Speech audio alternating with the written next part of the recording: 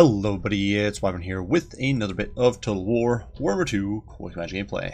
This time around we are on the map Stir River, featuring the combined alliance of the greatest gobos of their time, Graham the Paunch leading his mob of Broken Axe boys, alongside the Greenskins, led by none other than Skarsnik, the Warlord of 8 Peaks, and looking to squash the last-ditch alliance here of Tomb King and Wood Elf, both far from home here, and surrounded on all sides by the Green Tide. This was one of several multiplayer games I played with Sakarma, a good friend of mine, and we decided to sort of meme things up a bit with a full build of gobos. And of course, Stir River is one of those maps that really enables those full Vanguard deployments and surrounds. So as you can see here, the gobos are everywhere, literally everywhere. Here, the poor Death Creepers of Sakarma already getting mown down by some Deepwood Scouts and Hawkeyes of Drakira over there. But as you can see, not much is actually in our starting zone. For Sakarma's force, we've got a couple of Goblin Spears here, just looking to soak up damage, protect the artillery, because there are 2 Doomdiver Catapults here, who are really one of our main answers to big, beefy, large, and countering skirmishers. Besides that, we do have some Snotling Pump Wagons, quite the selection, the Logie Bogies, Spore Splodas, Regiment of Renown, one of those, as well as the Pump Wagons with Flappas, very nice for running down Wood Elves. Graham the Paunch, of course, coming in with a solid selection of abilities. You got the Lucky Banner, of course, to prevent sniping. The Great on his ear helps keep those gobos in the fight. And, of course, we do have the Language of the Boys. And so there's going to be a lot of leadership going around for all our troops. Besides that, Night Goblin Shaman is in here as well, providing Gorkle Fix-It, Itchy Nuisance, as well as Sneaky Stabbin'. He does also have the Madcap Mushrooms, Sneaky Stealin' to debuff enemy winds of magic, and Wand of Jet, which gives him a good chunk of extra winds of magic. I myself have Vanguard deployed, a few Goblin Wolf Rider Archers up here, including the Mogos Mangy Marauders, looking to do some harassment. And on the flanks, we've got a horde of different Greenskin cavalry, including Spider Riders, Squigger Hoppers, more Spider Riders, these Sakarmas chevroned up, and over here we've got even more Spider Riders, just an absolute swarm of cav here. The 8 Peak Loonies vanguarding right into the thick of things. Another pocket of more Squig Hoppers and Spider Riders backing up this blob of infantry. The Vanguard force here, a mix of Night Goblin Fanatics, Nasty Skulkers, a second unit of 8 Peak Loonies, all the loons are here. An absolute lineup of highly chevroned up Nasty Skulkers for myself, acting as a supporting snare tool for all these Night Goblin Fanatics and our small group of archers, including the Rusty Arrows. And of course, where would the boys be without Skarsnik, the Warlord here coming in alongside a Night Goblin Shaman. Skarsnik does have the Spite of the Bad Moon, providing that great boost to damage, though that is currently bugged, I believe, so you only get the bonus versus large. He does get the Fermented Fungi, Tricksy Traps, as well as Get Back here. Alongside him, Night Goblin Shaman, coming with much the same kit as Sakarma's, though we are not going to be seeing any mushrooms or Sneaky Stealin' here. Instead, we do have Vindictive Glare to help snipe out single entities. For our opponents, they've already swept aside the poor Death Creepers, who tried a bold strategy here in the Vanguard, got mown down by the Hawkeyes of Drakira, as well as these Deepwood Scouts with Swift River Shards, Gladiators with Hagman Tips acting to clean them up as well, alongside the Wardens of Cithrall, the Regiment of Renown. And despite this pretty bad spawn here for the Death Creepers, they actually did get a bit of damage in. They actually managed to chip off 8 models on the Hawkeyes, which is nice, getting that DPS reduced. Besides that, the Wood Elves are providing quite a lot of infantry, a lot of Eternal Guard here for the holding, some Starfire Shafts, an Ancient Tree Man who's got quite a selection of spells. Not everything he could bring, but he does have Regrowth for the heals, Shield of Thorns, Earthblood, as well as Awakening of the Wood. Great for clearing out goblins, actually. A Waystalker who's going to be a massive threat to our squishy lords and heroes. And then the Tomb King player, who has brought an absolute box of doom here. Some Screaming Skull Catapults, surrounded by Chevron up Spears and Tomb Guard with Halberds. A Hyro Titan, in fact 2, is towering over the mob of skeletons. And then we do have Arkin the Black here on foot, coming in with the Fate of Buna and Spirit Leech. Fate of Buna not going to be very useful against this many goblins. And a Necrotect, of course, for all the buffs he can provide to the Hyro Titans. And unfortunately for them, well, we do get our revenge immediately. A swarm of Goblin Cav catching these Wild Riders out on the flank here, where they were acting as defense for the Tomb King flank, and they do get swarmed almost immediately and run into the dirt. In the meantime, you can see the Goblin Wolf Rider Archers pushing forward, looking to start whittling down these Screaming Skull Catapults quickly as possible. And in the meantime, the Goblin Firing Line starts unloading on the Hyro Titan, reducing the armor to 85, despite the buffs from the Necrotech. And the fire does rain in as the Gobbo Tide surges forward, looking to get a surround on all these troops. And you can see already things are getting bloody as Skarsnik and his Night Goblin Shaman here do dive into the Eternal Guard. Do keep in mind that Skarsnik does have bonus versus large, so he's not a pushover against something like a Tree Man, which is slow and can't cycle charge. The Eternal Guard here are going to start suffering against Nasty Skulkers, who have absolutely monster stats with their Opportunist Murder ability. And it is just a swarm. You can see the 8-peak loonies there swerving and swiveling through the horde of skeletons before exploding in a mess of blood and gore. The Flappas are in there. The Grom, the Paunch himself, is just flying through all these skeletons, and there's nothing they can do to stop him as he cleaves them down with the Axe of Grom there. It does look like the Higher Titans are not having any of that. Shem's Burning Gaze is going to go out and clip the Bull Ross there, but he continues plowing through, already up to 19 kills, as the Gabo Tide just swarms across. And the Skeleton Warriors are doing their best to hold here, but with Wa going down, with the 8-peak loonies in there, it's not going to be very long before the force here buckles. On the flanks, though, the Wood Elves have managed to kind of secure the periphery here. The Routed Wild Riders actually come back in and help clean up these Forest Goblin Spider Riders. And this horde of archers is surging down from on high to provide some support. This whole time, the rain of Doomdiver fire has been pouring in. They are now pushing forward closer to get shots into the Higher Titan, who, as you can see here, is being healed up a bit with Restore. But the fire continues. The Nasty Skulkers are holding rather strong because there's nothing to really disrupt them. Unfortunately, some Ushabti here do get summoned, but the Nasty Skulkers are going to have none of that, and they do surge forward to protect their friends there. A rare moment of Goblin synergy, and they are going to be a serious threat to the Ushabti. Obviously, the summon will eventually go down on its own, but I didn't want to let it just wail on my archers here because I really do need them. Skarsnik, in the meantime, fighting alongside the Nasty Skulkers and doing his very best here to pull down the Ancient Tree Man. And in the pits here, it's Eternal Guard against the 8-peak loonies. Certainly the 8-peak loonies will lose this fight in the long run, but by then the box has collapsed, and you can see the Higher Titan here slowly but surely going down. Another bunch of fanatics getting sent flying through the skeletons, sending those Skelly Boys flying, as well as some of these goblins flying, but who cares about friendly fire? This is the Green Tide. There's plenty of us, as you can see. There was almost 3,000 of us starting out. What's a couple thousand gone?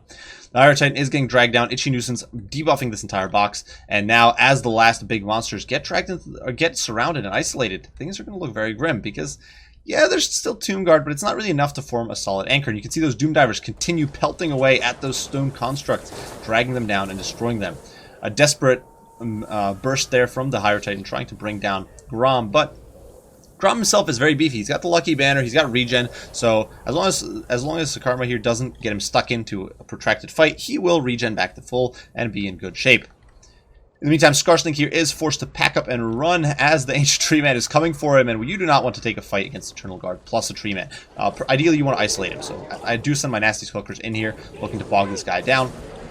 He does stomp on a few of those guys, scaring them with his angry roars, but now Skarsnik is going to pivot around. He is exhausted, but he is a brave Goblin War Leader, and he will take down this Tree Man. In the meantime, the Arrow Mob is starting to run a little low on ammo, which is definitely unfortunate. Trying to whittle down this Tree Man here and before shifting fire to the Higher Titan, but Rusty Arrows are out of ammo, so yeah, they're not going to be too valuable for shooting anymore. So we are going to be sending them into melee pretty shortly. Skarsnik, though, here, quite the champion, taking on the Tree Man. In the pits over here, you can see the Goblin Wolf Rider archers looking to support against some of these Wardens of Sithrall and whittle down the last Higher Titan with the Mogrems and Marauders. And over here, the Squig Mob did get into the Elf shooting, though not before they'd emptied most of their ammunition. So that was definitely a bit of a misplay there on my part, not having been more proactive about that. Over here, these Forest Goblin Spider Riders will certainly be able to clean up at least a bit of these Hawkeyes. And we are able to rout off much of this force. There is still some ammo on these guys, so being able to kill this many of them is certainly not a bad thing. And there is more where that came from, even though our opponents have managed to clear up some of those Goblin Cavalrymen. There is more coming, just surging up this cliff. This would be a beautiful place for Vortex or something, but there's none to be had as the lines buckle and break for the brave warriors of the Wood Elf Realms. They do just find themselves swarmed by a tide of very angry goblins. In the meantime, on the low ground, the Tree Man, who has been fighting tooth and nail here, doing his very best to hold out, is finally brought down. Smoke Bomb is going to be the last straw that breaks his back here. He does rout from Skarsnik, the victorious Warlord, just marching forward to gobble up the last of the Winterheart Guard here, who are trying to hold the line. Higher Titan is being dragged into the muck, just not able to hold. It is certainly the last gasp of the enemy forces here. Vindictive Glare slamming into the Higher Titan because it's like really the only target left. The ancient tree man being pursued unceremoniously off the field by the goblin wolf rider archers who are souped up there with the great on his ear. Some great buffage there from Grom the Paunch. And it is going to be the end here. Higher Titan continuously taking fire from those Doom Divers. You just see them homing in, those goblin missiles plowing into the Higher Titan. Some missing, some crashing into their allies. Certainly doing probably about as much friendly fire as they're doing damage here. But who really cares? The Wardens of Citadel are piling back in, looking to help here. Their leadership is super high right now, but honestly, it's just not going to be enough as the Loki-Pokey Spore Splodas dive back in, providing those explosions. Another wave of Fanatics is spinning through the ranks here. The last AP Loonies, the last 3 of them, somehow finding 4 of their friends to send out. Who knows how? Sending them twirling through the masses. And it is just a matter of time as Sakarma does shift his Doom Diver fire onto Ark in the Black, looking to snipe out the very annoying Tomb King Lord there. And Doom Diver's not having the best time of it. They are certainly trying. They're doing their best. Grom the Paunch here coming back in to try to save his friendly shaman. And it is going to be the end here. The Higher Titan toppling into the dust. We do rampage Ark in the Black here with a fermented fungi. Not that it matters at this stage of the game, but gonna drag him into the fight.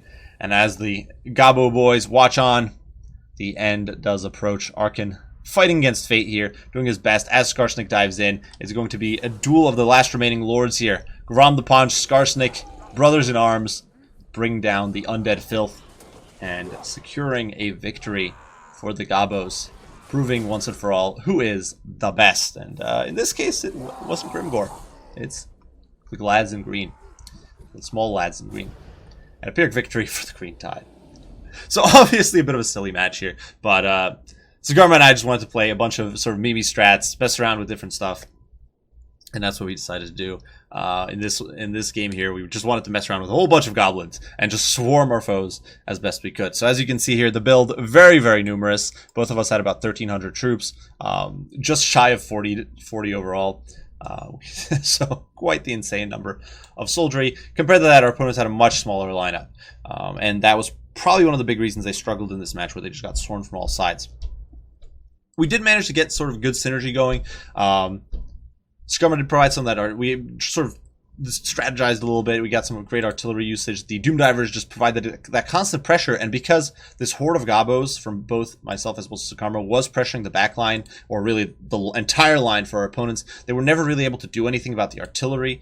The Doom Divers just kept wailing away. They actually gained a chevron shooting away at those Higher Titans, and over time that damage adds up, and it really sort of secured the demise of these massive monstrosities. And yeah, they racked up hundreds of, they racked up 87 kills, 100 kills here on the Tomb Guard. So definitely some kills were had. Over half of the Gabos here are not returning to their green pastures, or probably desolate or poop piles. But regardless, the Higher Titans really did get whittled down. The Horde of Archery was also very powerful. And of course the Cavalry able to just run amok, shut down a lot of the Wood Elf shooting, and compromise the Wild Riders before they could get away, and just being overall disruptive. The Mogreb's Mangy Marauders, whittling down the Higher Titans as well, alongside the Night Goblin Archers. The AP Loonies tearing through the formations of skeletons with their spinning loons. Nasty Skulkers able to snare any enemies that tried to escape, and with their high chevrons, Nasty Skulkers are usually let down by their leadership, but when you're in a situation like this where your opponent can't surround you, they can't pincer you and cause leadership collapse that way, and they're just forced to fight you head to head. Nasty Skulkers with a lot of chevrons and a little bit of leadership support will hold for a surprising amount of time, and they really showed that in this matchup.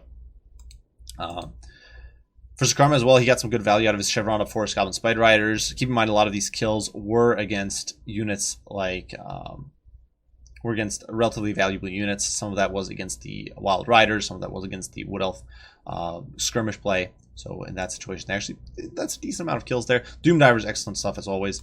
The Pump Wagons had some fun piling through, of course. And Grom the Paunch, not to be outdone, getting 97 kills. Now for our opponents, the unnamed chap here, as well as Zwaf, well, the Wardens of Citadel had an absolute field day, mowing through wave after wave of goblins and sticking around to the bitter end before army losses kicked in. Unfortunately, they really were not an ideal choice here against the Goblin Tide.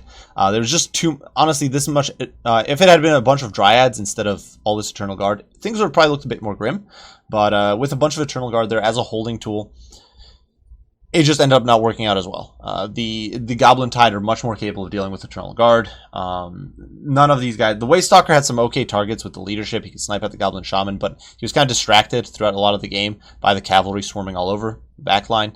And none of these missile play really had much to shoot at. Yeah, there were units, a lot of units, but none of those were valuable enough to really warrant the focus fire. Maybe Grom the Paunch, but Grom the Paunch, of course, was thrown in far away from the horde of elves here, and so he stayed pretty safe. I do think if I was going to, I do think that if I was going to rework this build a little bit, I think the Tomb King build isn't terrible for fighting against Greenskins. I probably would try to get a little bit more cavalry in there, some Neckhorn horsemen, but I think the Wood Elf player here really needed to bring some Dryads to clean up some goblins. If you were going to play more defensively like this, you could certainly bring more Dryads. Probably cut the Wardens of Sithrall, get some additional Wild Riders or something, and play that way. But regardless, a very fun match. Hopefully you guys did enjoy the video and a little bit of Goblin silliness. As usual, don't hesitate to leave your thoughts, opinions, comments, critiques, all that down below. I will do my very best to respond as soon as I can. I do thank you all for watching, and we'll see you all in the next one. Wyvern out.